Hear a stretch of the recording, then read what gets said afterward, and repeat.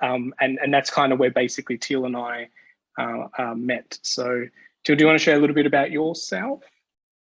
Yeah, so I'm a fifth generation farmer from the Hawkesbury, which is in New South Wales, Australia. We have a range of different enterprises there, mainly free range pigs, and then cattle and a little bit of pasture too.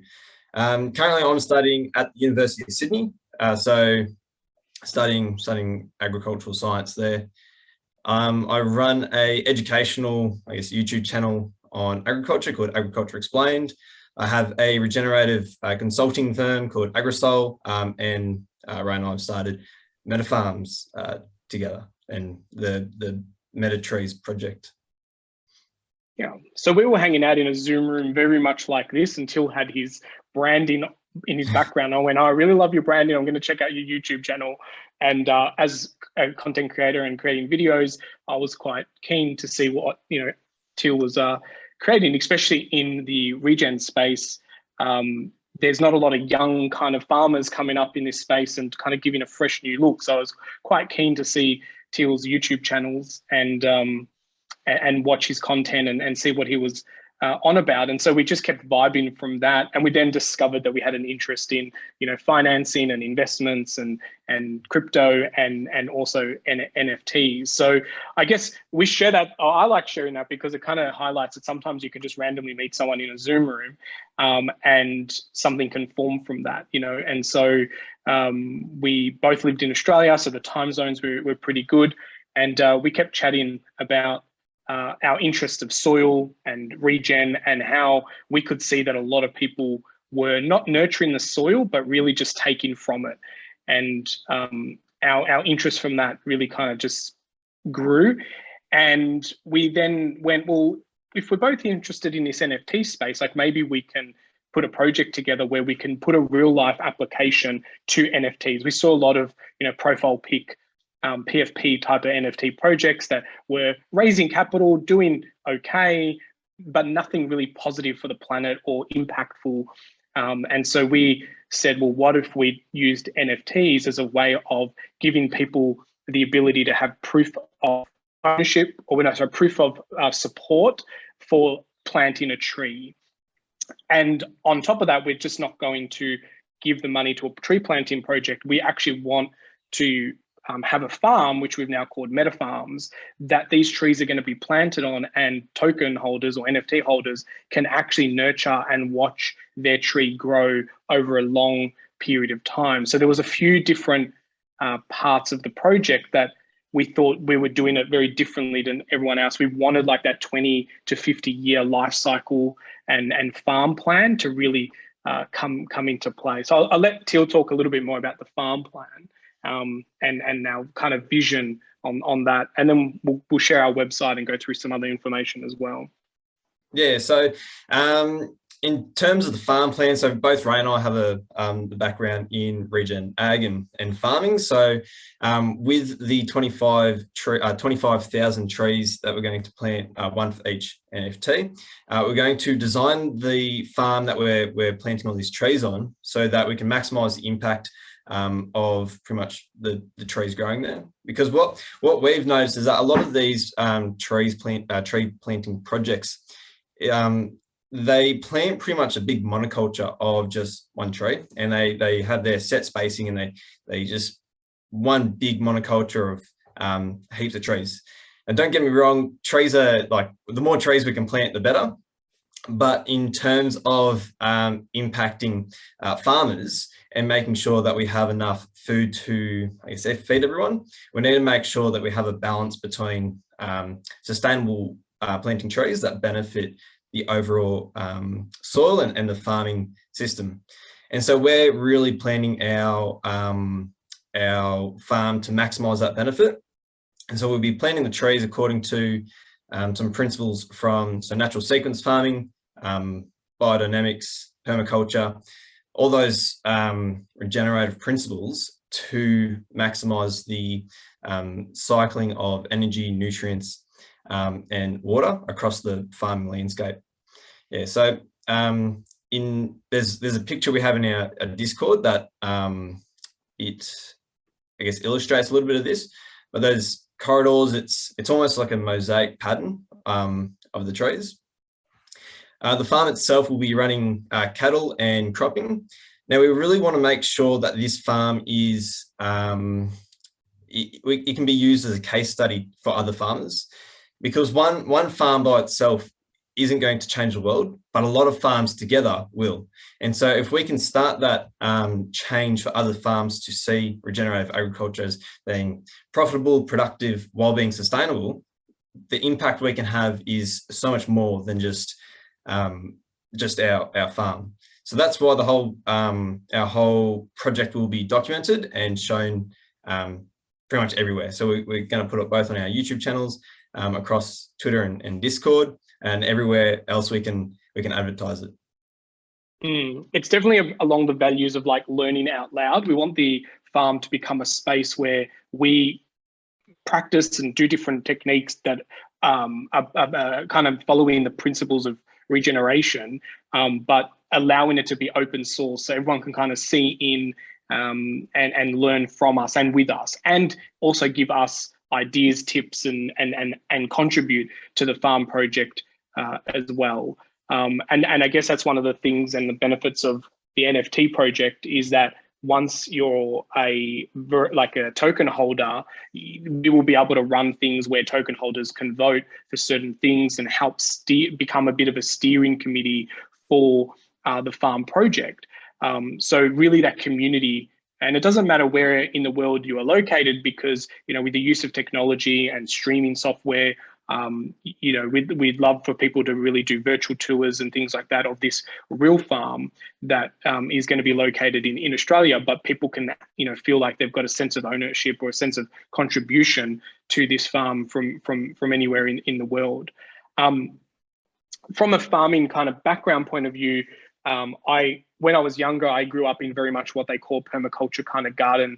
So I was always, you know, around food, and my grandparents grew a lot of food, and we made salami and sauce and all those kind of things that as a child I thought were a chore, but now is like kind of a bit of a, you know, blessing that I was able to, you know, see this real kind of backyard to plate experience. And as I've grown older, I've realized how disconnected we are from the food system, and as I discovered the power of soil, I really realized how disconnected we all are as a civilization to where our food comes from, and how healing Mother Nature is. And like what Teale mentioned before, you know, in a forest, you know, there are high densities of one particular type of tree, but there is no kind of monoculture that happens naturally. It is very much of an abundance of different species and bugs and wildlife and fungi and soil, you know, biome all working together. And that's what I'm really kind of excited about doing with this project, is taking a farm that is completely degraded and almost, you know, unfarmable, because it's just been kind of depleted from all its fertility, and turn that around and share that with everyone.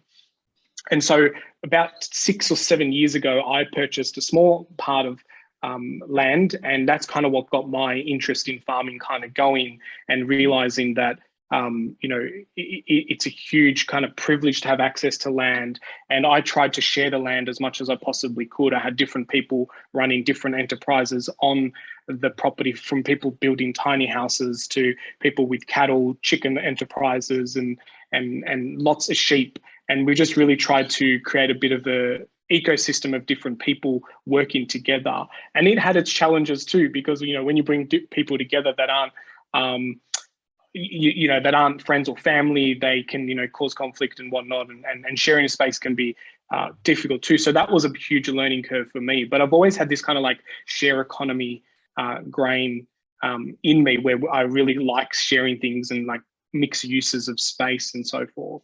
And so that's kind of when I met Helen and Hugo from Farming Secrets, and I learned, you know, what soil was all about. And as I started digging deeper into the wonderful world of soil, I really got addicted to the fact that, you know, all life and all matter that exists on the planet, you know, soil plays a massive part of it. Yeah, so that's, you know, a little bit about, you know, kind of background. Teale is a 5th generation farmer, so I'll let him talk about his family line. Yeah, so originally on our farm, we used to do all citrus. But then with the floods I was talking about the start of the Zoom, I'm not too sure if everyone was there, but currently we're having lots of floods in our area. A lot of our farm is underwater. But back in the day, the citrus got mostly wiped out, and so my great grandfather, I believe, he stopped farming, and then my dad started doing organic vegetables. But growing up on a farm, it was a great experience being able to go outside and experiment with just things in the paddock. And once I tried growing my own paddock of pumpkins, and that that didn't go quite as planned. The pumpkins were really good, but I couldn't sell them. I didn't have that business strategy developed yet. Mind you, I was probably about 12, 13, so quite young. But being able to go interact with soil and learn firsthand about these systems and the interaction between plants and soil, and how animal integration evolves within that system, I really got a lot out of that, and I could apply that in the classroom when I was studying, and I still do that throughout uni. So this project is very much a learning center as much as it is for everything else. We want to be able to experiment with new technology and different methods of farming across our farm, across MetaFarm, to show other people the impact or how different processes work on the farm. So some of the things we'd like to trial are virtual fences. So say you're grazing some cattle, instead of having fences that you got to move to strip graze a paddock, you have a virtual fence that you just set up pretty much on your computer. The cows have a collar and an audio tell them when to move back. But that would be interesting to test the farm. Yeah, and also automation as well, and especially because we've got such a big and will have a big online community, feeding a lot of the data points into like a dashboard where we can actually see the farm operating through a virtual space. We may look at exploring, the metaverse and doing a replica of the farm in the metaverse, and we will explore that down the track. And again, with the voting of the community, if that's where they want to take the project. I think it's just awesome to kind of know, oh, rain's coming, this trough is empty. There's so much technology and the ability to have long range Wi-Fi on farms these days, to have all these devices talk to each other, and the movement of IoT, or the Internet of Things. These are the type of projects that I guess with my work with a lot of farmers is, it's very hard to change a farmer who's been operating 50, 60 years and his third or fourth generation. They go, oh, that's not for me, or no, I don't get that tech stuff. And for me, I look from the outside and go, but we could all be working smarter, and heal the planet at the same time.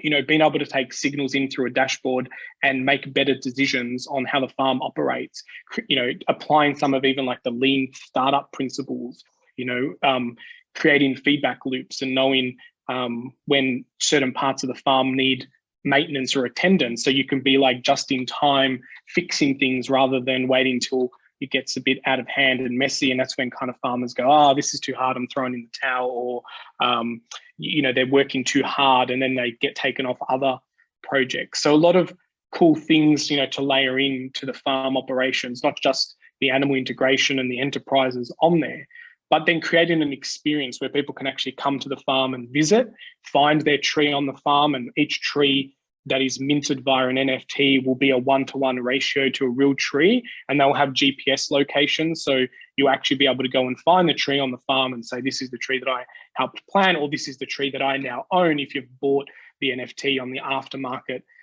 later on.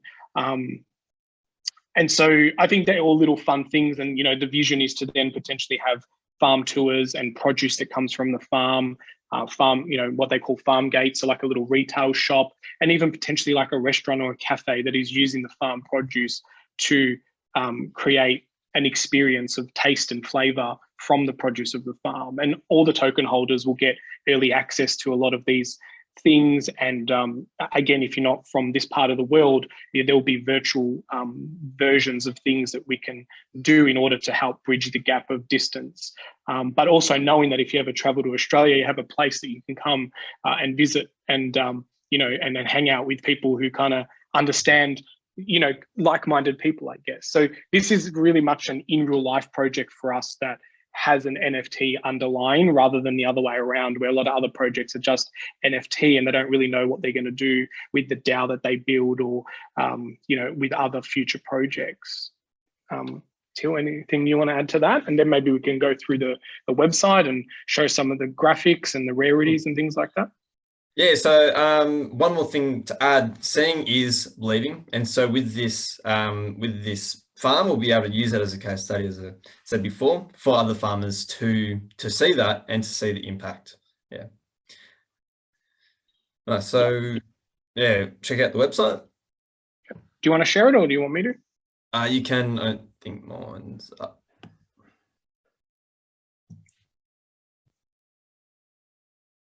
Share. There you go.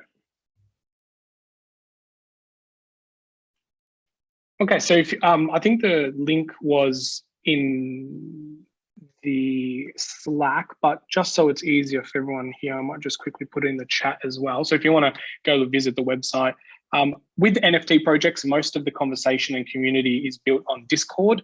So if you're not familiar with Discord, it's very similar to Slack, just a little bit different. But Discord is where a lot of the activity is kind of happening. But our goal is to, we build on the Ethereum chain. We decided that because, we feel like Ethereum's got that longevity of market share, and the community is working very hard to, make the chain a lot more efficient. And it's tested this, the test of times, and a lot of, kind of blue chip projects have kind of gone on Ethereum, and we kind of fall into this new space, which is known as green chip NFTs. So these are projects, and this word is like literally kind of formed itself over the last 2 months. And these are all projects that are in the NFT space that are adding positive impact to the planet. And there's like plastic reduction NFTs, there's our tree planting tree, there's like ocean cleanup, and rubbish removal and things like that. So there's a lot of projects popping up where people are doing in real life good with their NFT projects. So green chip NFTs is kind of like a space that I'm becoming a lot more interested in, obviously, and so are many others. Our mint price is 0.035 ETH, and we've tried to make it easy by putting a little link here so we can convert it into your currency. I don't know why it didn't show it. Normally Google shows, but in an Australian dollar at the moment, it's about $130 a tree. And we tried to really, just for the US, I don't know, probably about $80 for US. We really tried to make it affordable, and that's why we went for 25,000 trees. So that way we could plant out the farm with the amount of trees that need to make the project viable in the bigger picture, but make the mint price a little bit lower. So if this is the first NFT that people buy, we didn't want it to be a struggle because it was $500, $600, $700 for the NFT. So we really tried to make it fair and know what the cost of the saplings are and the effort to plant the tree, and get that kind of done. The more trees we can plant, that's kind of the goal. So you mint the NFT, and then we plant the tree for you. So you don't have to get your hands dirty. We will do all that for you as well. Teale, do you want to go through the story a bit? Yeah, so the story is there was once a beautiful farm called MetaFarm. It was highly fertile, it was highly productive, but with poor management and the clearing of the MetaTrees, the land slowly became more and more degraded, and it slowly turned into pretty much a desertous wasteland. And this is a common story across a lot of our farms, definitely in Australia. But a lot of farms globally, where a lot of farms are suffering from desertification. So by planting 25,000 trees on MetaFarm, we can restore the farm back to the once beautiful oasis it was. And so that is the goal for our project. But it doesn't stop there. We're going to keep expanding, keep saving other farms. So that's, I guess, the story behind that. The thing is, everyone can get involved. So that's the best thing about the NFTs. It's not just, say, it's not like you donate money and then that's it. You become a part of our community. You own the support to a tree, and so that support will last forever. Oh, Ray, Yep. This is an example of a little bit of the artwork. And so I know it's probably a little bit smaller here. Where's our bigger ones here? Yeah, so we've got different colored trees. We go from light green, dark green. Some trees are in autumn, some trees are pink. And as you can see, as we go down this list, the rarity gets smaller. And then we have like our ultra rare trees, which are our bronze, silver, and gold. And so we've tried to create a little bit of like randomness and luck, that when you mint an NFT, you won't know what color tree you get. But on top of that, there are also other elements on the trees that will be added. So maybe your tree will have fruit, or maybe you'll have butterflies flying around them. The ones that I love the most is mushrooms. So we've got little mushrooms on the ground, and they're also different colors. We've got little worms, we've got bees, we've got beehives. And then also the background can change. So your tree can be in a forest, it can be in front of a barn, it could be in a grassland, or it could be at the snow. And so we tried to make it fun, so that way people could, get a bit of luck and a surprise when they mint the NFT. And maybe you're trying to go for a particular trait and you miss out, so you might mint again, or you might go on the secondary market and buy some of the attributes that you like. Definitely for me, the mushrooms and a pink tree is my sweet spot. Probably something like this one here in the middle of the screen. And that's just, also for us, like we will be minting some of the trees for marketing purposes, but any trees that Teale and I want to own personally, we have to mint them just like everyone else, because we don't want the project to come across as if like we as the owners minted the super rare ones and we're trying to capitalize on the rarity, which some projects have done. So we've tried to really look at what are some of the pain points in other projects, and do the opposite, the polar opposite. So, any trees that we want, we have to mint them just like everyone else to keep it fair and not know what token we're going to be getting. Some of the utility. Teale, do you want to speak to the utility? Yeah, so as we said before, our project is very much utility based. It's not just an NFT project, it's a farm regeneration project using NFTs. And so the NFTs give us the ability to attach so much more utility and community behind it. So some of the utility include the NFT holders join the exclusive Meta Farmers Club. And so that's an exclusive club just for our holders. Each NFT plants and supports a real tree, and you'll know exactly what tree that is because we're going to upload all that information to a Google map, and so it will pinpoint the exact tree that you're supporting. We're going to be sequestering carbon. Now, this will be across the whole farm. Ideally, we can get an increase of 0.5% soil organic carbon increase in the soil each year, which equates to, think off the top of my head, it's about 1 tonne per hectare to, I think, 10 centimeters deep in soil.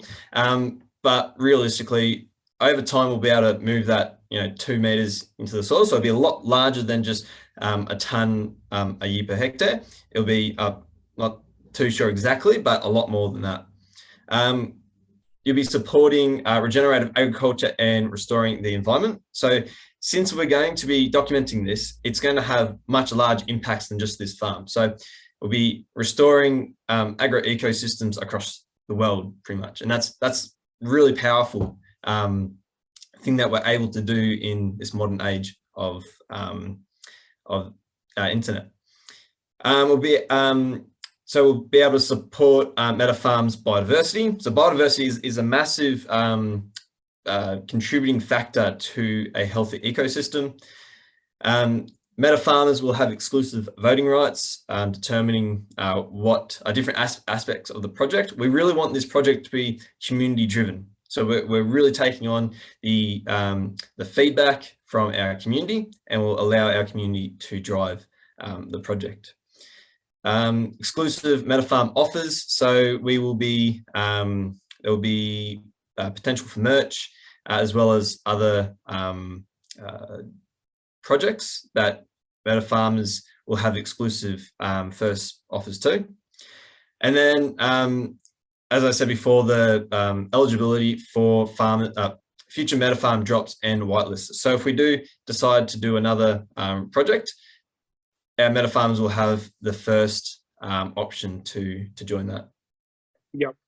And that's, you've alluded to this a couple of times, Teale, and I want to just talk to it a little bit more, is the fact that not only is it the farm enterprise that we want to be open sourced and kind of learn out loud from, it's the same as the NFT. Like, we would love someone from the other side of the world to go, love what you did in Australia. Can you help us do an NFT drop with your community or with your smarts and knowledge to heal a farm in another part of the world? And I think that's kind of like where the network effect can get really exciting, where there could be, you know, MetaFarm supported farms all around the world, helping other people, maybe even, you know, our token holders and people who got into the project early, to heal a bit of the land in their area. You know, and it might be a 2,000 tree drop because the size of your land can only support 2,000 trees. So we can modify the criteria based on that. So I think that's really, really exciting. The whitelist is a common word that you hear a lot in the NFT space, and whitelisting basically just means that you get a bit of a head start to mint the NFTs, and you also get lower token numbers, and the rarity of, I guess, like people who get, you know, have certain numbers, like 8 is always popular, number 1 is popular. You know, there's certain numbers that seem to get a lot of attention in the NFT space. So being on the whitelist, you have the ability to mint some of the first parts of the project, and you get a 24-hour head start on minting. Now, we've made sure that we've capped the minting for the whitelist to only be 50% of the supply. There's been some projects that sell out in whitelist, and the community gets very, very annoyed. And I would too, especially if you've, you know, kind of waited to go to public mint and then you miss out because everyone in whitelist got it. So the way that we've done our smart contract, or the minting program, is that only 50% can get completely minted out. So that's 12,500 trees during whitelisting, and that's in 15 days. So it's the 26th of March. It's a Saturday here in Australia. It would be a Friday in the other side of the world. But the 24-hour window would definitely give everyone enough time to do that. We're a docs team as well, and what that means is that we have shown our faces. You know, there's a lot of projects that get set up and you never know who the real creators are, but we wanted to make sure that everyone knew who we were, that we have a developer who's here in Australia. There's, you know, no kind of dodges that could potentially happen, but, you know, it is the world of crypto and NFT, and things can go off the rail and unplanned. And yeah, so that was one of the important things that Teale and I spoke about, to say, if we're going to do an NFT project, we both need to feel comfortable putting our faces, so people can go and look us up and see what we're all about, do fact checking, and know that they're buying into a project that has longevity and merit. You know, and the same you would if you're going to go buy from another place. You know, so Teale, you want to do the roadmap part? Yeah. So. We touched, I guess, a little bit on the roadmap. So in the first phase, which is the pre-drop, so that's, I guess, where we are now. That's setting everything up. So we've been very busy for the last couple of months setting everything up, getting our designs right, setting up the smart contract, doing the marketing, everything to get the project ready for a good launch. So then we've got our the drop. So that is the minting of the 25,000 MetaTrees. So then that's a bit of detail on the mint. And then we go on to our phase 2. So the phase 2 is probably the biggest part of the project. And that is that whole phase is the regeneration of the farm. So at 20% completion, that will be designing the regeneration plan, as well as planting the trees and getting a couple of other background things sorted. as we move through the project, we'll be doing giveaways, starting operations on the farm, starting the documentation of the regen process, lots of events. So live streaming events, lots of Zooms and spaces. And then real life events on MetaFarm later in the phase. And then we will reach 100% once all 25,000 trees are planted. And then there will be a potential for exclusive offers for phase 3. So we haven't exactly said what phase 3 is, but it is coming, and we're excited to show everyone. So that won't be revealed until a bit later into phase 2. Yeah. And we are, and also because we want the community to help what phase 3 looks like, you know. Yes. Yep. Exactly. We are looking at doing a Meta Farmers conference for our Meta Farmers. Awesome. Well, I think that's pretty much the bulk of our website. If you want to get updated via an email list, there is an email opt-in at the bottom of the page. I know some people don't like Discord, and these new apps of communicating can be a little bit overwhelming. So we will let everyone know once we go live via the email list. So if you want to pop your email there, that's fine. Or if you want to join the Discord, and you will get automatically whitelist access if you join that as well. So I'll stop sharing my screen because I think that's pretty much everything off the website. Teale, did you want to cover off anything more before I stop share?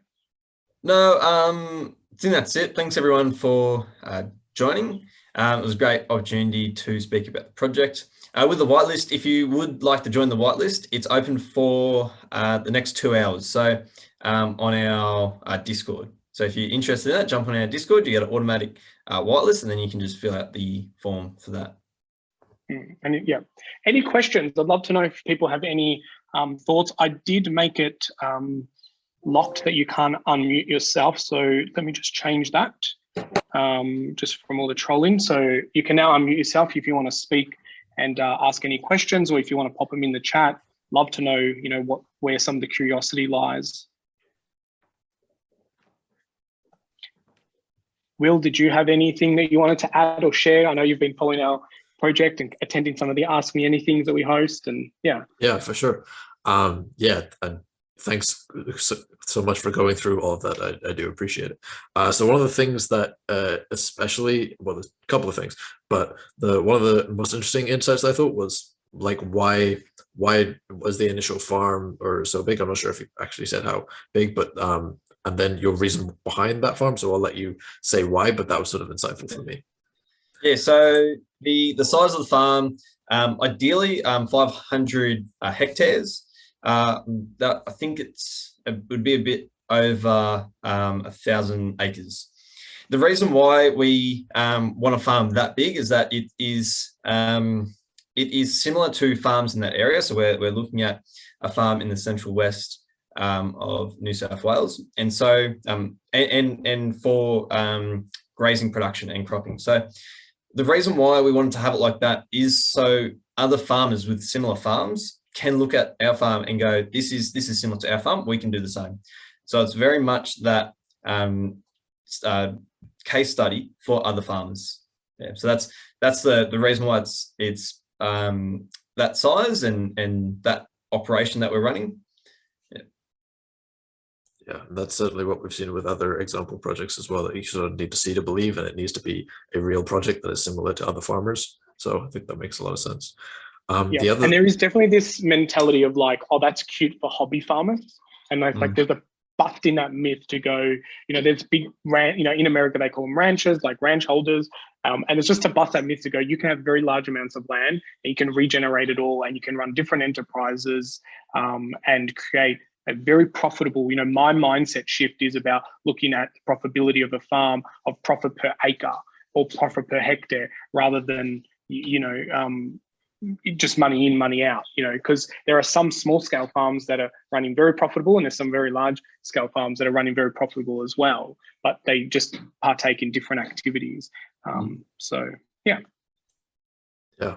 Another thing that also really impressed me, well, both of you obviously come from the regen and farming space, but also the fact that you were able to actually do like a lot of regen consulting on the side. I don't know if you want to mention a couple of things about that, but that sort of, again, sort of drew me a lot into the project. Yeah, well, Farming Secrets has existed for over 15 years and really got in early to this whole narrative of removing chemicals from the food system. And I wasn't involved in the business back then. It was set up by Helen and Hugo. They were running an ag store and were selling the chemicals to the farmers. And one day just questioned and said, how come there's skull and bones on these things that we put in our food? And that started a natural fertilizer business and then led into the educational business, and originally selling DVD, like home study kit DVD packs, because farmers just didn't have access to good internet.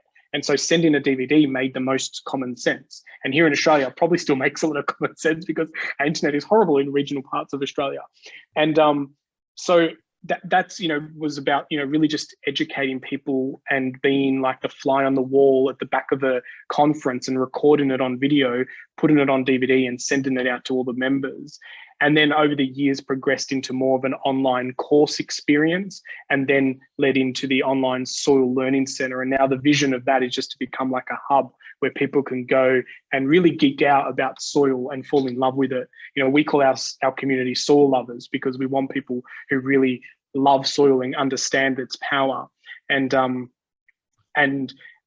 so that's top level stuff. Teale goes into a little bit more of the more scientific side of it, or more complex, not complex, but more, the more scientific side of things. And so, do you want to talk about Aggro Cell?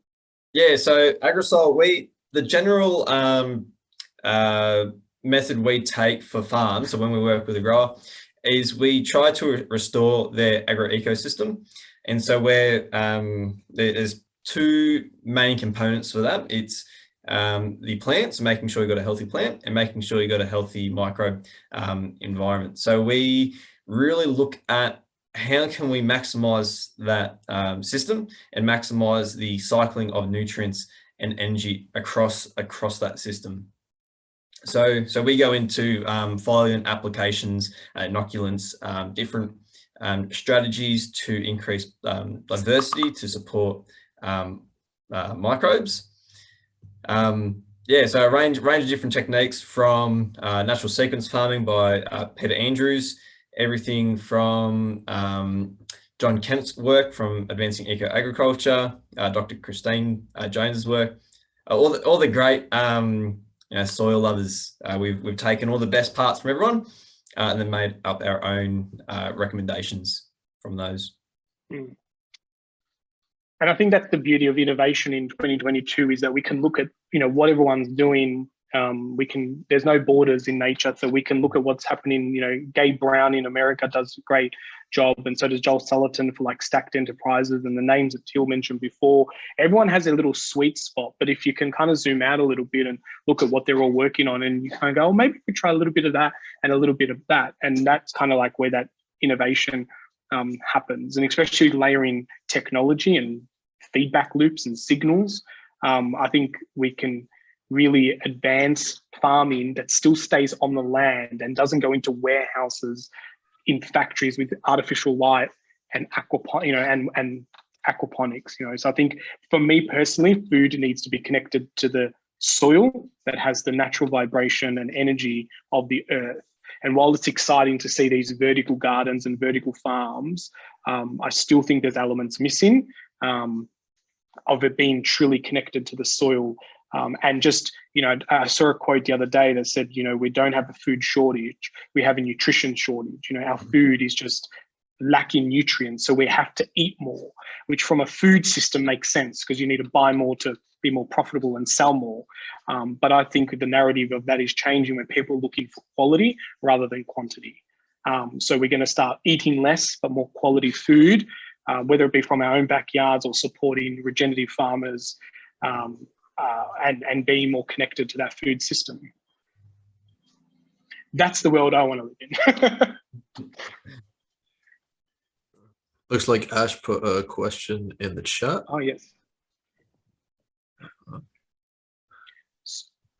So yes, the size of the farms outside of Australia and even our own farm, like that's why we're not so and ready to say how big the farm's going to be, only because it's all about, scales of economy. So depending on how the mint goes, we may need to review the size of the farm, but also it's all scalable. So if you've got a smaller plot of land, or you want to heal a smaller project, then yes, we could modify and help work with you to do a 2,000 drop of trees and help you plant that many trees.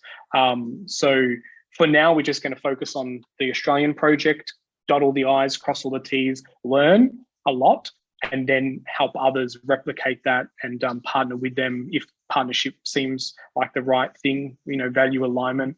There are a lot of, I think value alignment is a really big thing for like Teale and I, is making sure that we're all on the same page, and that healing the soil and the planet is actually the end goal. No, very cool. It's a very innovative way to think that thing. So appreciate that. Awesome. Thank you so much. All right. Well, we've been banging on for 50 minutes. That flew. Any other last comments or questions? I saw some people joining the Discord already. That's pretty cool.